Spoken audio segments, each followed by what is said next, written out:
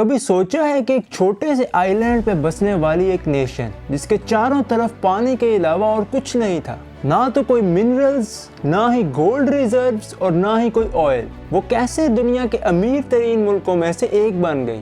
जी हाँ, मैं सिंगापुर की ही बात कर रहा हूँ। 1960s के सिंगापुर को अगर देखा जाए तो हर तरफ प्रॉब्लम्स ही नजर आती हैं। High unemployment, housing crisis, ethnic tension और रिसोर्सेज की कमी। उस टाइम पे दुनिया ने सिंगापुर के बारे में ये कहा था कि ये एक होपलेस केस है, लेकिन वही सिंगापुर आज दुनिया के रिचेस्ट और मोस्ट एडवांस कंट्रीज में से एक है। सिंगापुर का चैंगी एयरपोर्ट दुनिया का नंबर 1 एयरपोर्ट है और सिंगापुर का ट्रेडिंग पोर्ट दुनिया का सेकंड बिजिएस्ट पोर्ट है। आज सिंगापुर का लिटरेसी रेट 98% है और जीडीपी $1,56,000 से भी ज्यादा है। एशिया में हांगकांग, साउथ कोरिया और ताइवान जैसे दूसरे एशियन टाइगर्स भी हैं, लेकिन सिंगापुर की कहानी इन सब से अलग है। ये सिर्फ ग्रोथ की कहानी नहीं है, बल्कि बैलेंस की कहानी है। इकोनॉमिक पावर के साथ सोशल स्टेबिलिटी का बैलेंस, मॉडर्निटी के साथ ट्रेडिशंस और प्रोग्रेस के साथ डिसिप्लिन का बैलेंस। और इंटरेस्टिंग बात यह है कि सिंगापुर का ग्रोथ मॉडल सिर्फ अपने लिए नहीं है, बल्कि दुनिया के दूसरे कंट्रीज जैसे कि रवांडा और एस्टोनिया भी इसे फॉलो कर रहे हैं। रवांडा ने इस मॉडल को फॉलो करके करप्शन पे क्रैक डाउन किया है, जबकि एस्टोनिया ने इस मॉडल को फॉलो करके डिजिटल इनोवेशन की है और दुनिया के सामने अपनी आइडेंटिटी को रीडिफाइन कर दिया। लेकिन सवाल ये उठता है कि आखिर सिंगापुर ने ये सब कैसे किया? तो इस वीडियो में हम जानेंगे कि कैसे सिंगापुर ने अपने लिमिटेड रिसोर्सेज को अपॉर्चुनिटी में बदला, कैसे एक छोटी सी फिशिंग पोर्ट पर रहने वाले लोगों ने अपनी किस्मत का फैसला खुद किया, कैसे एक डिसिप्लिन सोसाइटी ने अपनी आइडेंटिटी को रीडिफाइन किया और सबसे इम्पोर्टेंट, हम इससे क्या सीख सकते हैं। तो यहाँ से शुरू होती है एक जर्नी, विजन, स्ट्रगल और ट्रांसफॉर्मेशन की। एक ऐसी कहानी जिसमें लीडरशिप ने सिर्फ रूल्स नहीं बनाए बल्कि सोच बदली। एक ऐसी कहानी जिसमें लोगों ने सिर्फ सर्वाइवल नहीं किया बल्कि एक सिस्टम बनाया जहां मेहनत, कामयाबी और तालीम उनकी सक्सेस का इंजन बने। सिंगापुर की कहानी की शुरुआत 9 अगस्त 1965 को हुई, जो कि सिर्फ इंडिपेंडेंस का दिन नहीं था बल्कि सर्वाइवल के टेस्ट का पहला दिन था। उस टाइम पे सिंगापुर की जीडीपी पर कैपिटा $516 थी और अनएम्प्लॉयमेंट 10% के करीब थी। पॉपुलेशन 1.9 मिलियन के करीब थी और एथनिकली डाइवर्स थी, जिनमें 75% चाइनीज, 14% मालेज और 8% इंडियंस थे। ज्यादातर लोगों के पास अपना घर नहीं था और लोग स्लम्स में रहने पे मजबूर थे।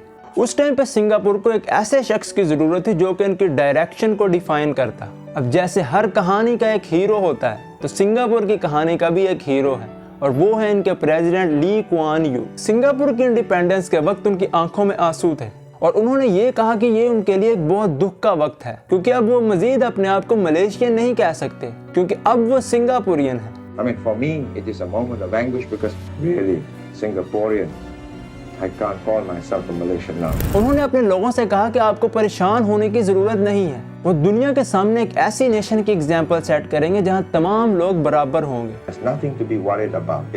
Many things will go on just as usual. We are going to have a multiracial nation in Singapore. We will set the example. This is not a Malay nation. This is not a Chinese nation. This is not an Indian nation. Everybody will have his place. Equal. उन्होंने ये भी कहा कि वो determined है कि Singapore हमेशा third world country नहीं रहेगा और उस मूवमेंट से सिंगापुर ने अपनी तकदीर लिखना शुरू कर दी। ली ने अपने लोगों को कोई फैंटेसी नहीं बेची बल्कि प्रैग्मेटिज्म बेचा। उन्होंने कहा कि हमें इस रियलिटी को फेस करना चाहिए कि ना तो हमारे पास कोई ऑयल है और ना ही गोल्ड, बल्कि हमारे पास लोग हैं और उन लोगों का डिसिप्लिन ही हमारा असल कैपिटल है। इस मिशन में ली अकेले नहीं थे बल्कि उनके साथ एक पूरी टीम थी। उन्होंने पॉलिसीज इस तरह डिजाइन की जैसे कि कोई इंजीनियर एक परफेक्ट मशीन तैयार करता है। ली की टीम के इकोनॉमिक आर्किटेक्ट डॉक्टर गो कैंग थे। उन्होंने 1961 में इकोनॉमिक डेवलपमेंट बोर्ड बनाया और ये बोर्ड इसलिए बनाया गया ताकि मुल्क में फॉरेन इन्वेस्टमेंट आ सके।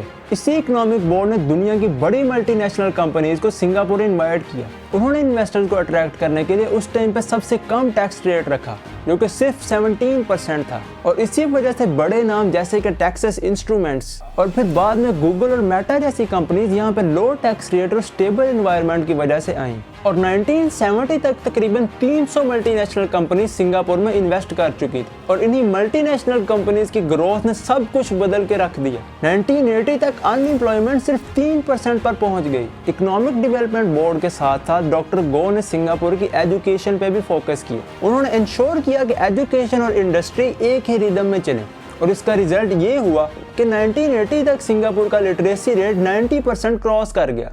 डॉक्टर गो ने हाईटेक इंडस्ट्रीज की इंपॉर्टेंस पे भी फोकस किया और यही वजह है कि आज सिर्फ इलेक्ट्रॉनिक्स ही सिंगापुर की जीडीपी में 25% कंट्रीब्यूट करती है। इसी फॉरवर्ड थिंकिंग ने बाद में सिंगापुर को चिप मैन्युफैक्चरिंग और प्रिसीजन टेक का हब बना दिया।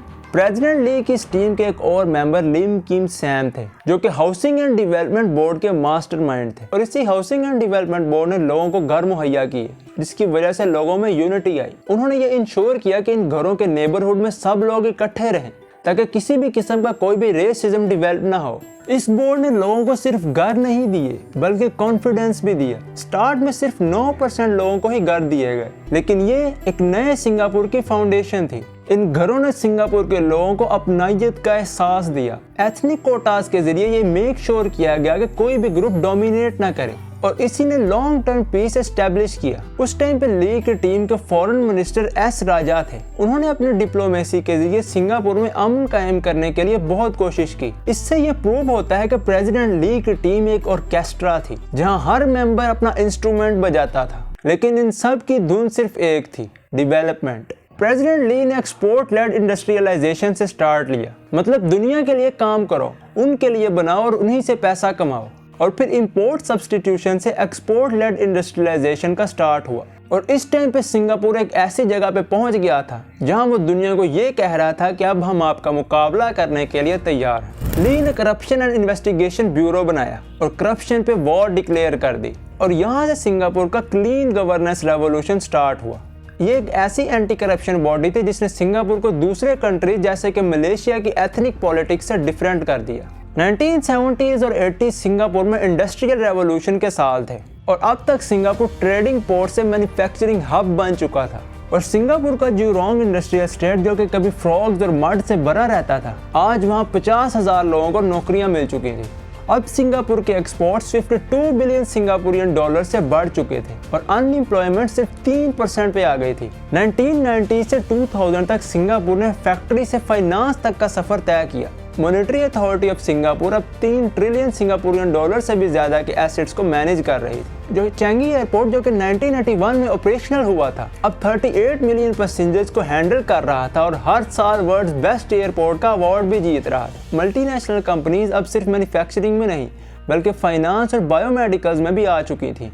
2000 में सिंगापुर के एक्सपोर्ट 273 बिलियन सिंगापुरियन डॉलर तक पहुंच चुके थे। हाउसिंग एंड डेवलपमेंट बोर्ड अब तक 86% लोगों को घर दे चुका था और जीडीपी पर कैपिटा तकरीबन $24,000 के करीब पहुंच चुका था। एक और स्ट्रेटेजिक एडवांटेज जो कि सिंगापुर को हासिल था वो इसकी जियोग्राफी थी। सिंगापुर स्ट्रेट ऑफ मलाक्का के साउथ में एक 900 किलोमीटर मैरीटाइम बॉर्डर शेयर करता है जहां से 25% ऑफ द ग्लोबल ट्रेड और 60% of the Asian oil shipments गुजरते हैं और इस लोकेशन पे होने का मतलब है ट्रेड, लॉजिस्टिक्स और फाइनेंस सबके सेंटर में होना। और इसी लोकेशन का फायदा उठाते हुए सिंगापुर में आज सेंट्रल बिजनेस डिस्ट्रिक्ट है जहां मरीना बे, फाइनेंशियल सेंटर और दुनिया का टॉप बैंक्स मौजूद हैं। और चेंगी एयरपोर्ट के जूल, वाटरफॉल्स, गार्डन और लग्जरी रिटेल होने की वजह से ये सिर्फ अब एक एयरपोर्ट नहीं है बल्कि ये एक टूरिज्म हब बन चुका है जो कि सिंगापुर के जीडीपी में 5% कंट्रीब्यूट करता है। और सिंगापुर का ट्रेडिंग पोर्ट जो कि दुनिया का सेकंड बिजिएस्ट पोर्ट है, उसकी एक्सपेंशन ये दिखा रही है कि सिंगापुर सिर्फ एफिशिएंट नहीं बल्कि फ्यूचरिस्टिक भी है और आज भी ये पोर्ट हांगकांग से ज्यादा कंटेनर्स हैंडल करता है। एक एस्टिमेट के मुताबिक 2025 में इसने 42 से 43 मिलियन कंटेनर्स हैंडल किए हैं। सिंगापुर की क्लीन और सेफ इमेज कोई कोइंसिडेंस नहीं है। कीप सिंगापुर क्लीन जैसी कैंपेन ने सिंगापुर को एक लिविंग गार्डन बना दिया है। यहाँ का क्राइम इंडेक्स सिर्फ 22.8% है क्योंकि यहाँ लॉ और डिसिप्लिन कोई ऑप्शन नहीं है बल्कि कल्चर है। आज भी सिंगापुर दुनिया का 3rd मोस्ट ट्रांसपेरेंट नेशन है और इसका CPIB स्कोर 100 में से 83 है। सिंगापुर ने ये चीज़ बहुत पहले ही समझ ली थी कि पैसा वहीं आता है जहाँ ट्रस्ट होता है और ट्रस्ट भी तब पैदा होता है जब सिस्टम क्लीन हो। इसी वजह से उन्होंने पहले अपने सिस्टम को क्लीन किया, फिर फॉरेन कंपनीज पर टैक्स सिर्फ 17% रखा और इसी वजह से सिंगापुर फॉरेन मल्टीनेशनल कंपनीज के लिए एक हेवन बन गया। फिर माइक्रोसॉफ्ट से लेकर माइक्रोन तक, DBS बैंक से फाइनेंशियल ग्लोबल जायंट्स तक, सब ने अपनी बेस यहाँ पे